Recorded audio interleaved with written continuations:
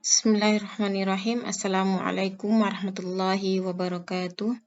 Alhamdulillahilladzi 'allamana fa ahsana ta'limana wa addabana fa ahsana ta'dibana. Summa salatan wa salaman ala nabiyyina wa habibina nabiyina Muhammad sallallahu alaihi wasallam. Asyhadu an la ilaha illallah wa asyhadu anna Muhammadan abduhu wa rasuluh la nabiyya ba'da amma ba'd.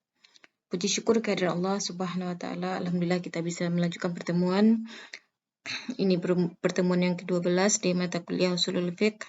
Kemudian salawat beserta salam kita panjatkan kepada junjungan kita Nabi besar Muhammad sallallahu alaihi wasallam. Allahumma shalli ala Muhammad wa ala ali Muhammad. Insyaallah pada pertemuan ini kita akan membahas tentang dilalatul lafzi, ya, dilalah perspektif ulama Syafi'iyah, ya. Dilalah menurut ulama Syafi'iyah itu terbagi kepada dua, mantuk dan mafhum. Sebelum kita mulai perkuliahan kita, marilah kita berdoa terlebih dahulu. Bismillahirrahmanirrahim. Allahumma 'allimna ma yanfa'una wanfa'na bima 'allamtana waj'al ilmana khalisan liwajhikal karim waftah 'alaina bi fatikal mubin. Amin. Ta'rifud dilalah. Ya, dilalah bisa dibaca dilalah atau dalalah. Ya. Jadi apa yang maksud sebenarnya dengan dilalah ini? Ya, dilalah itu secara umumnya bisa kita pahami dengan usaha untuk memahami madlul. Madlul ini yaitu objek yang ditunjuk. Ya, objek yang ditunjuk atau yang dituju dalam usulul fiqh itu yaitu hukum. Jadi di sini nih dilalah itu usaha memahami hukum dengan dalil, ya. Dalil itu bisa dikatakan petunjuk di sini nih. Atau dalil hukum. Yang mana yang dalil hukum yaitu Al-Qur'an dan sunnah. Jadi dilalah atau dalalah itu tuh bisa kita definisikan dengan usaha mujtahid dalam memahami hukum dari dalil-dalil hukum, ya, dari dalil hukum yaitu dari Al-Qur'an dan sunnah, teks-teks syariat. Jadi bagaimana kita mengeluarkan hukum dari dalil-dalil hukum. Atau bisa juga dikatakan dengan berpikir dengan menggunakan petunjuk dalil dan isyarat dalil. Pembagian dilalah menurut Syafi'iyah terbagi kepada dua. Yang pertama mantuk, yang kedua mafhum. Ya. Mantuk itu bisa diterjemahkan dengan yang tersurat. Ya. Maksudnya di sini nih hukumnya langsung tersurat, terpapar dan tertulis di dalam teks. Sedangkan mafhum yaitu hukum yang ingin kita gali atau yang ingin kita ambil atau yang ingin kita keluarkan dari teks itu tuh tidak terbaca langsung dari teks, tapi kita ambil dari pemahaman dari teks. Coba kita kaji satu persatu mantuk yang tersurat. Pengertian mantuk. Dilalatul lafzi fi mahallin nutqi ala hukmil mazkur. Ya, yang artinya penunjukan lafal menurut apa yang diucapkan atas hukum, menurut apa yang disebutkan dalam lafal tersebut. Ya. Jadi ketika kita mengetahui sebuah hukum dari apa yang tersurat dalam lafal atau dalam teks, maka penemuan hukum ini disebut dengan mantuk. Ya. Jadi ketika kita membaca sebuah teks syariat dan kita bisa menentukan hukumnya langsung dan hukum tersebut tersurat di dalam teks tersebut, itu dinamakan dengan mantuk. Contohnya firman Allah, A'udzubillahi minasyaitonirrajim, wa raba'ibukum allati fi hujurikum min nisa'ikum allati dakhaltum bihinna. Nah, sini artinya apa? Anak-anak perempuan dari istrimu, ya, atau anak tiri ya, yang dalam pemeliharaanmu dari istri yang telah kamu campuri. Nah, ini maksudnya apa? Maksudnya seorang laki-laki apabila menikahi seorang wanita dan wanita tersebut memiliki anak, berarti anak tiri, dan dia telah menggauli istrinya itu berarti dia haram menikahi anak tirinya ini. Hukum dari mantuk ayat atau hukum yang tertulis dari ayat tersebut yaitu diharamkan menikahi anak tiri yang berada di bawah pengasuhan ayah tiri. Maksudnya hidup bersama tirinya, ya, dari istri yang telah digauli. Itu hukum yang didapatkan dari mantuk ayat atau yang tertulis langsung di ayatnya. Pembagian mantuk, ya, mantuk dibagi kepada dua. Yang pertama mantuk sharih atau jelas, ya. Yang kedua mantuk ghairu sharih atau mantuk tidak jelas. Mantuk sharih ini, ya, bisa disamakan dengan dilalah ibarah menurut pengertian ulama Hanafiyah. Apa yang dimaksud dengan mantuk sharih ini? Makna yang dapat dipahami dari apa yang disebutkan dalam lafal, ya, baik dalam bentuk nas atau dalam bentuk zahir. Jadi makna atau hukum tersebut langsung dipahami dari lafalnya, baik secara nas atau zahir. Kita lihat apa yang dimaksud dengan nas dan zahir ini. Kita lihat langsung dari contoh penerapannya, ya. Ini nih ayatnya itu ahallallahu bai'a wa harrama riba. Allah menghalalkan jual beli dan mengharamkan riba. Ya. Secara zahir dipahami dari ayat itu yaitu halalnya jual beli dan haramnya riba. Sedangkan secara nas dipahami bahwa ini merupakan bantahan terhadap orang jahiliyah yang menyatakan bahwa jual beli dan riba itu adalah dua hal yang sama. Jadi Umi jelaskan sedikit perbedaan antara nas dan zahir. Kalau zahir itu hukumnya tersebut bisa kita lihat langsung, kita ketika dibaca teksnya bisa langsung kita tangkap makna atau maksud hukumnya, yaitu ahallallahu bai'a wa harrama riba. Allah menghalalkan jual beli dan mengharamkan riba. Tetapi makna zahir itu belum tentu yang diinginkan oleh mutakallim. Siapa yang mutakallim di sini? Allah. Jadi yang diinginkan oleh Allah yaitu makna nas. Apa itu makna nas ini? Allah menurunkan ayat ini sebagai bantahan terhadap orang-orang jahiliyah yang menganggap bahwasanya jual beli dan riba itu adalah sama. Nah, itu perbedaan zahir dengan nas, ya. Terus mantuk ghairu sharih, ya.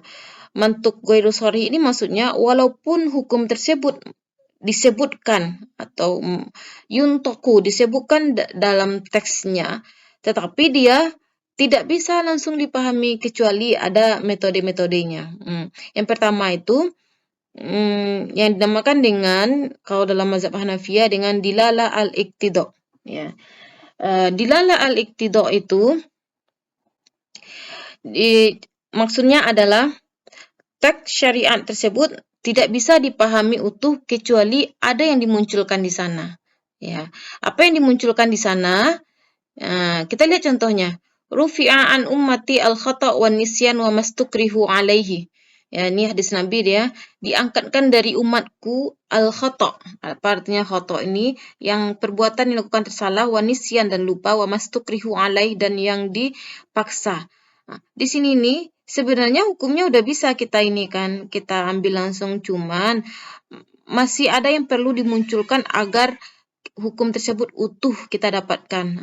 Apa yang dimunculkan di sana itu yaitu rufi'a an ummati az-zambah, ya, diangkatkan dari umat saya dosa. Maksudnya apa? Ketika ketika umat melakukan sebuah dosa yang itu dia tersalah atau tidak sengaja atau lupa atau dipaksa, maka dia tidak dikenakan dosa di sana. Ada yang perlu dimunculkan di sana yaitu yang diangkatkan itu dosa. Itu yang dimaksud dengan dilalah al-iqtida, ya. Terus al-ima. Al-ima ini maksudnya apa? Ada di dalam teks tersebut ada petunjuk yang menunjukkan sesuatu. Ya, contohnya hadis orang Arab yang mengadu kepada Rasulullah, dia telah menggauli istrinya di siang Ramadan. Nabi menyuruhnya untuk memerdekakan budak. Ya, di sana itu ada petunjuk dari Nabi bahwasanya kenapa dia harus memerdekakan budak? Karena dia menggauli istrinya di siang Ramadan. Dan hukumnya langsung dipahami dari teks itu, kenapa tetap dinamakan mantuk. Al-isyarah. Isyarah ini hukumnya diketahui dari teks, tapi dengan cara isyarat di sana itu. Contohnya firman Allah, wa 'alal mauludi lahu rizquhunna wa kiswatuhunna bil ma'ruf. Dan kalau diartikan secara letterlek nih, dan bagi ayah, wajib bagi ayah untuk menanggung biaya hidup wanita-wanita, istri-istrinya, dan pakaiannya dengan cara yang ma'ruf, yang sesuai dengan standar kehidupannya ya. Tapi kalau dikaji dari segi tata bahasa Arabnya di sini nih, maulud lahu. Ada isyarat di sini nih dari Allah bahwasanya al-maulud itu tuh isim maf'ul kalau kita kaji dari segi tata bahasanya, yaitu yang dilahirkan lahu bagi bapak. Berarti walaupun ayat ini secara mantuknya menyebutkan bahwasanya yang bertanggung jawab terhadap nafkah dan pakaian istri tersebut ayah, tetapi secara isyarat menunjukkan bahwasanya al-maulud yang dilahirkan dalam rumah tangga itu lahu bagi bapak. Jadi nasab anak itu yaitu diberikan kepada bapak. Itu pembagian dari mantuk. Mantuk sorry dan mantuk ghairu sorry. Kita lanjut ke mafhum.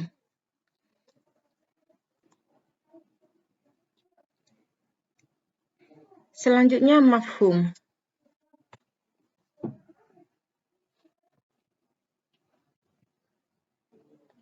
Pengertian mafhum yaitu mafuhima minal lafzi fi ghairi mahallin nutki, yaitu apa yang dipahami dari lafal bukan menurut yang dibicarakan atau yang disebutkan.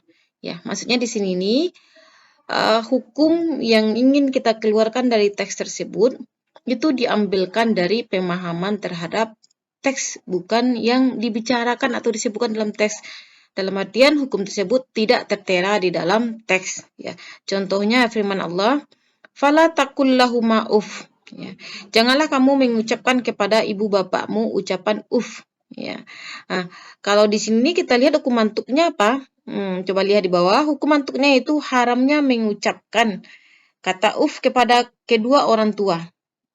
Kenapa ini dikatakan mantuk? Karena langsung hukum tersebut langsung tertera di dalam teks. Kemarin kita belajar tentang nahyun, pelarangan. Ya, ini ada fi'il mudhari', ada lam nahi. Ya, dan tidak ada dalil yang memalingkannya dari haram. Berarti hukum mantuknya haramnya mengucapkan kata uf kepada orang tua. Dan dari pemahaman terhadap teks bisa dikeluarkan hukum lain, yaitu haramnya memukul orang tua. Ya. Kenapa haramnya memukul orang tua? Karena mengucapkan kata uf atau saja haram, apalagi memukul orang tua. Jadi memukul orang tua ini bisa kita keluarkan hukumnya dari pemahaman kita terhadap teksnya ini. Itu yang dinamakan dengan mafhum. Terus pembagian mafhum. Mafhum terbagi dua. Yang pertama mafhumul muwafaqah. Yang kedua mafhumul mukhalafah. Ya. Apa yang dimaksud dengan mafhum muwafaqah ini?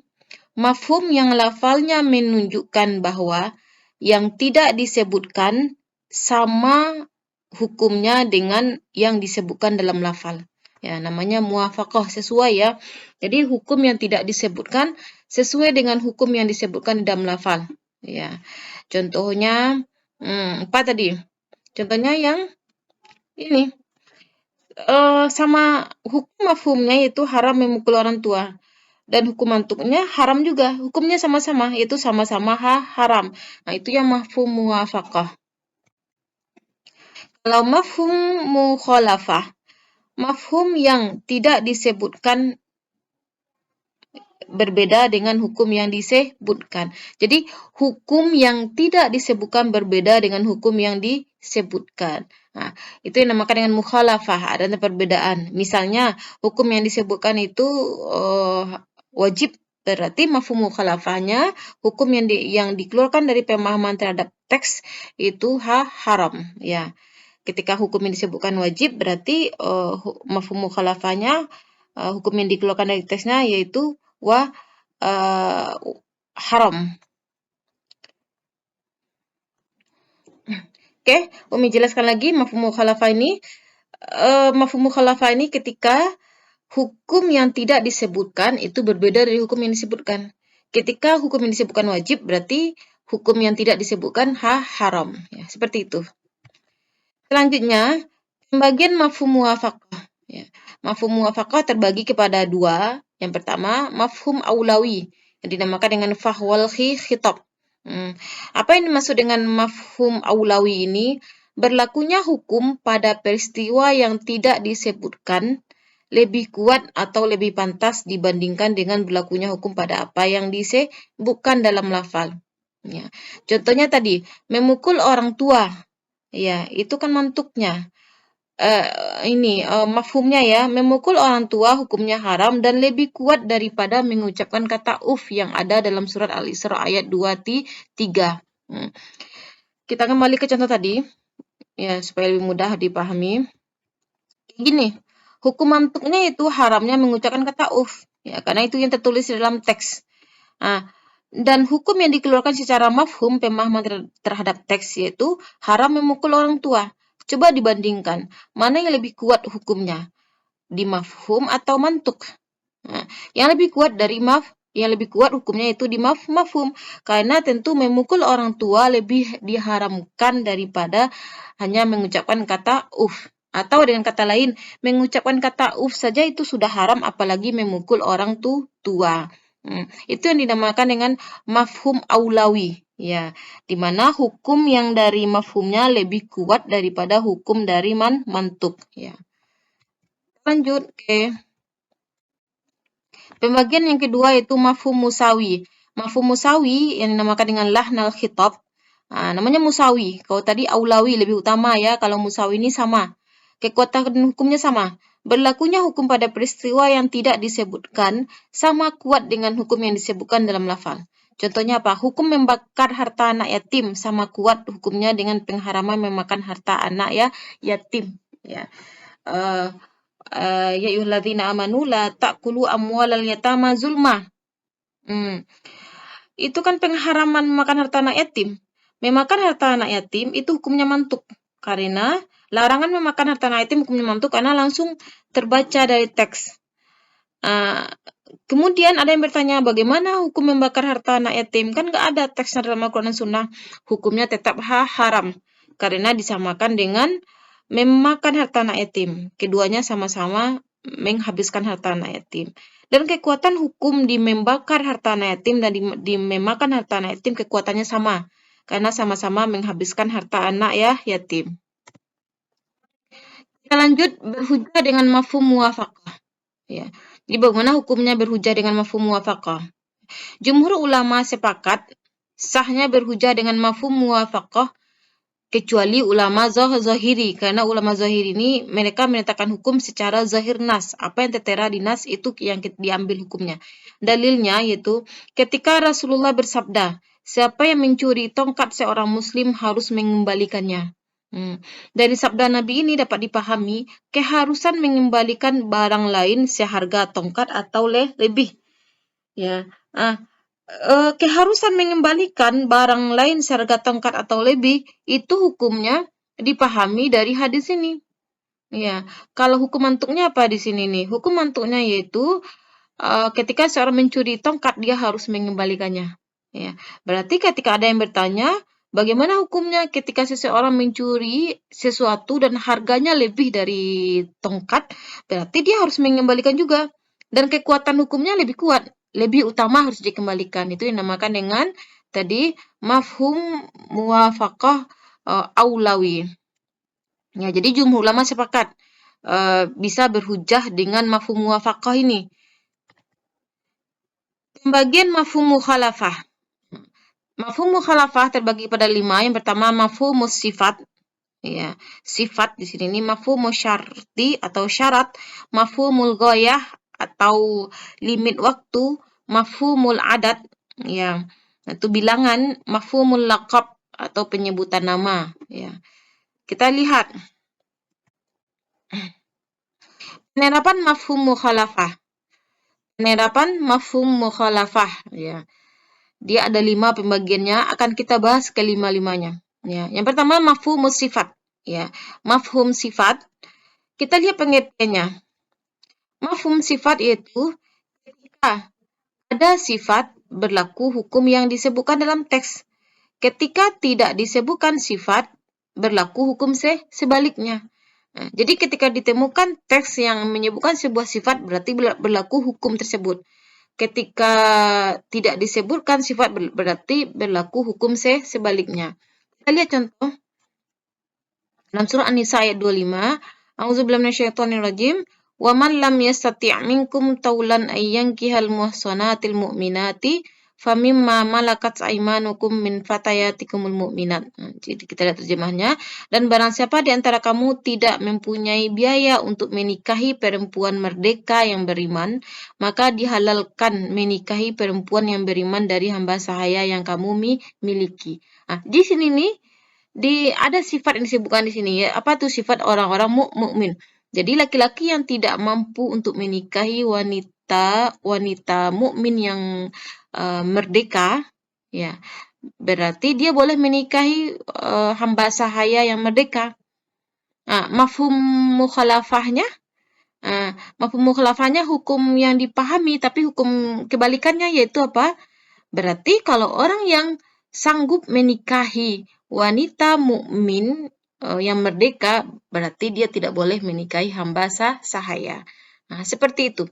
Ketika disebutkan sifat ini, berarti berlaku hukumnya ada nas. Ketika sifat itu tidak ada, berarti berlaku hukum sebaliknya. Oke. Yang kedua, mafhum syarat. Apa ini maksud dengan mafhum syarat itu?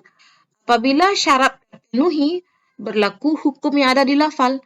Apabila tidak terpenuhi syarat, berlaku hukum kebalikannya. Kita lihat contohnya. Dalam surah At-Talaq ayat 6 ya. A'udzubillahi minasyaitonirrajim. Wa in kunna aulati hamlin fa'anfiqu 'alaihinna hatta yad'ana hamlahunna. Ya, di sini perhatikan. Dan jika mereka istri-istri yang ditalak itu sedang hamil, ini talak bain ya. Ya, talak bain ini maksudnya talak yang suami tidak bisa lagi rujuk ke istrinya. Oke. Dan jika istri-istri yang sudah ditalak itu sedang hamil, maka berikanlah kepada mereka nafkahnya sampai mereka melahirkan. Ya, jadi wanita yang ditalak itu, yang talak bain itu dalam keadaan hamil. Misalnya hamil 3 bulan, berarti 6 bulan sebelum melahirkan, suaminya, walaupun istrinya ini sudah ditalak, suaminya tetap wajib memberi nafkah. Di ayat ini disebutkan syarat di sini nih. Itu apa? Aulati hamlin hamil. Berarti ketika tidak ada syarat ini, yaitu wanita yang ditalak bain itu tidak dalam keadaan hamil, berarti berlaku hukum sebaliknya. Suaminya tidak wajib memberikan nafkah. Oke. Yang ketiga, mafhumul ghayah. Apa yang dimaksud dengan mafhumul ghayah ini? Hukum berlaku selama dalam masa limit waktu. Ya. Jika waktu berakhir, berlaku hukum sebaliknya. Coba kita lihat mafhumul ghayah ini yang berkaitan dengan limit waktu. Dalam surat Al-Baqarah ayat 230. Fa in talaqaha fala tahillu lahu min ba'du hatta tankiha zaujan ghairah. Artinya, kemudian jika dia menceraikannya setelah talak yang kedua, suami menceraikan istri yang ketiga ini ya, maka perempuan itu tidak halal lagi baginya sebelum dia menikah dengan suami yang lain. Jadi ketika seorang suami sudah menceraikan istrinya 3 kali, dia tidak boleh lagi kembali ke istrinya kecuali istrinya itu menikah lagi dengan laki-laki lain, digauli dan diceraikan, baru boleh dia nikahi lagi. Sini nih ada kan limit waktu hatta tankiha zaujan ghairah, hingga istrinya itu menikah dengan laki-laki lain dan diceraikan, baru dia boleh dia nikahi lagi. Berarti kalau tidak ada ini limit waktu ini, berarti kalau belum istrinya itu menikah dengan laki-laki lain dan belum digauli, berarti istrinya itu tetap haram untuk dia nikahi. Terus mafhumul adat, ya. Apa yang dimaksud dengan mafhum adat ini? Coba kita lihat dari ininya, pengertiannya. Berlakunya hukum pada bilangan yang disebutkan, tidak selain dari bilangan tersebut. Ya. Jadi jika disebutkan sebuah bilangan dan hukum berlaku pada bilangan, ketika tidak ada bilangan berarti tidak berlaku hukum tersebut. Gitu. Contohnya, ini Allah surat An-Nur ayat 2. Az-zaniyatu waz-zani fajlidu kulla wahidin minhuma mi'ata jaldah. Ya. Mana bilangan di sini nih? Mi'ah, 100 kali jilid atau 100 kali cambuk. Pezina perempuan dan pezina laki-laki, deralah masing-masing dari keduanya 100 kali cambuk. Ada bilangan di sini nih. Arti apa? Dipahami dari teks ini bahwasanya hukuman cambuk itu baru dikatakan sah ketika sudah mencapai bilangan 100. Ya. Bagaimana kalau belum mencapai 100? Belum sah. Ya, tetap harus dicambuk. Atau lebih, tetap juga nggak sah itu. Ya, seperti itu. Terus mafhumul laqab. Gitu juga mafhumul laqab ini ada disebutkan gelar atau sebutan. Ketika ada laqab tersebut berlaku hukum. Ketika tidak ada laqab tersebut berarti berlaku hukum sebaliknya. Contohnya Muhammad Rasulullah. Mafhum laqabnya apa? Tidak berlakunya kerasulan bagi orang selain dari Nabi Muhammad bin Abdullah. Okay. Terus kita bahas tentang hukum berhujjah dengan mafhum mukhalafah. Ulama sepakat bolehnya berhujjah dengan mafhum sifat, syarat, goyah, dan mafhum adat. Di luar dari nas syarak. Seperti di dalam akad perjanjian dan ucapan-ucapan keseharian. Ya, jadi mafhum sifat, syarat, goyah, dan adat itu ke dalam kehidupan sehari-hari bisa kita pakai. Ya. Namun kaitannya dengan pelahiran hukum syarak terjadi perbedaan pendapat ulama. Di mana jumhur ulama itu mengatakan atau menjadikan mafhum mukhalafah ini sebagai metode dalam pelahiran hukum. Boleh oleh jumhur ulama. Sedangkan mazhab Hanafi tidak bisa. Ya. Jadi mengeluarkan hukum dari teks syariat itu tidak bisa memakai metode mafhum mukhalafah. Ya, hukum kebalikan dari yang dipahami. Itu menurut dari mazhab Hanafiyah. Syarat beramal dengan mafhum mukhalafah. Ini bagi yang berpendapat bahwasanya boleh mengeluarkan hukum dari teks dengan metode mafhum mukhalafah. Siapa yang berpegangan tadi yaitu jumhur ulama. Yang pertama syaratnya, mafhum mukhalafah tidak bertentangan dengan dalil mantuk hukum yang disebutkan atau mafhum muwafaqah ini bukan mukhalafah ya. Terus yang kedua, hukum yang disebutkan dalam nas tidak ditujukan sekedar merangsang keinginan seseorang untuk berbuat sesuatu. Contohnya firman Allah dalam surah An-Nahl ayat 14, supaya mereka makan daripadanya daging yang empuk. Jadi penyebutan daging yang empuk ini kan sifat ini ya. Ini tujuannya untuk merangsang seseorang untuk makan ya. Berarti kalau sifatnya teksnya berisi rangsangan anjuran seseorang untuk berbuat sesuatu, tidak berlaku mafhum mukhalafah di sana. Berarti daging yang selain empuk mereka tidak boleh makan. Tidak berlaku hukum seperti itu. Yang ketiga, hukum yang terdapat dalam nas tidak merupakan jawaban atas pertanyaan yang menyangkut hukum khusus yang berlaku waktu itu. Ya. Jadi contohnya firman Allah surah Al-Imran ya, ayat 130. Janganlah kamu memakan riba secara berlipat ganda. La ta'kulur riba ad'afam mudha'afah ya. Itu bunyi ayatnya. Pernyataan ad'afam mudha'afah berlipat ganda itu merupakan jawaban dari kasus waktu itu. Karena memang waktu jahiliyah, waktu ayat ini diturunkan, orang-orang jahiliyah itu mereka memakan riba secara berlipat ganda. Jadi itu kenapa diturunkan ayat ini. Ya. Oleh karena itu tidak boleh dipahami kebalikannya. Berarti kalau memakan riba sedikit boleh dong. Tidak. Ya, tidak bisa dikenakan mafhum mukhalafah di sana. Yang keempat syaratnya, dalil mantuknya yang tersurat disebutkan secara terpisah. Seandainya mantuk tidak terpisah dan disebutkan sebagai rangkaian dari dalil lain, maka tidak bisa diambil mafhum mukhalafahnya di sana. Coba kita lihat contohnya. Sini nih. Wala bashiruhunna wa antum aqifuna fil masajid. Ya. Artinya janganlah kamu campuri mereka, janganlah kamu gauli istri kamu ketika kamu beriktikaf dalam masjid. Penjelasannya, penyebutan kamu dalam keadaan iktikaf hanya sekedar rangkaian dari tidak bolehnya menggauli istri dalam keadaan berpuasa. Dalam artian, istri tetap tidak boleh digauli dalam keadaan berpuasa walaupun dia berada di luar masjid atau tidak dalam keadaan iktikaf. Ya. Jadi di sini syaratnya kan tadi itu mantuknya itu harus terpisah. Kalau di sini kan tidak terpisah. Bersambung dia wala tubasyiruhunna wa antum akifuna fil masajid. Wa antum akifuna fil masajid, sifat ini ya, ini bersambung dengan sebelumnya, itu tidak bisa diberlakukan hukum mafhum mukhalafah. Berarti kalau Allah melarang di sini menggauli istri di siang Ramadan, kamu dalam keadaan beriktikaf di masjid, hukumnya haram. Berarti kalau kita nggak beriktikaf di masjid, tetap boleh dong menggauli istri di siang Ramadan. Tidak berlaku hukum di sini karena dia tersambung. Syarat selanjutnya, mantuk bukanlah dalam bentuk hal-hal yang biasa berlaku. Bila mantuk menyebutkan hukum atau sesuatu yang menurut lazimnya berlaku, maka tidak dapat diambil mafhum mukhalafahnya di sana. Lihat contohnya di sini nih.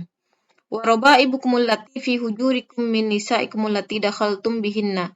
Anak-anak perempuan dari istrimu, anak istri yang dalam pemeliharaanmu, dari istri yang telah kamu campuri.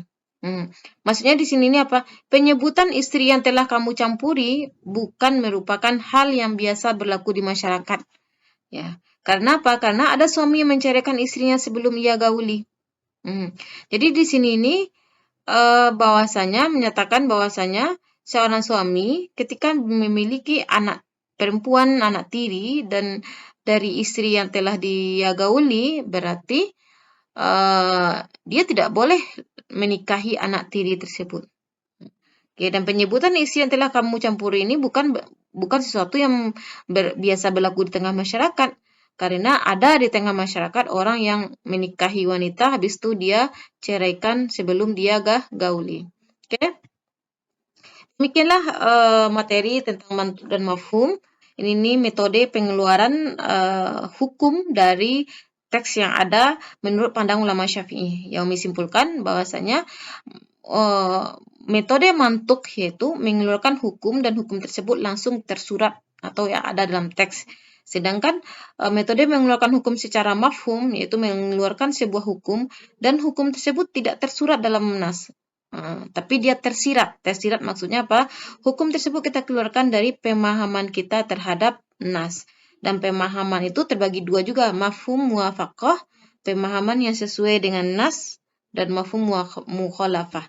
Yang itu yang memahami hukum yang dia kebalikan dari pemahaman terhadap nasnya. Ya, maksudnya hukum yang lahir nantinya itu berbeda dari hukum yang dipahami dari hukum yang tertulis yang ada di nas. Demikianlah penjelasan umum tentang mantuk dan mafhum. Moga bisa diinikan ya, dipahami. Kalau belum juga silahkan diputar lagi audionya. Terima kasih atas perhatiannya. Umi tutup dengan bacakan doa kafaratul majlis. Subhanakallahumma wa bihamdika asyhadu an la ilaha illa anta astaghfiruka wa atubu ilaik. Assalamualaikum warahmatullahi wabarakatuh.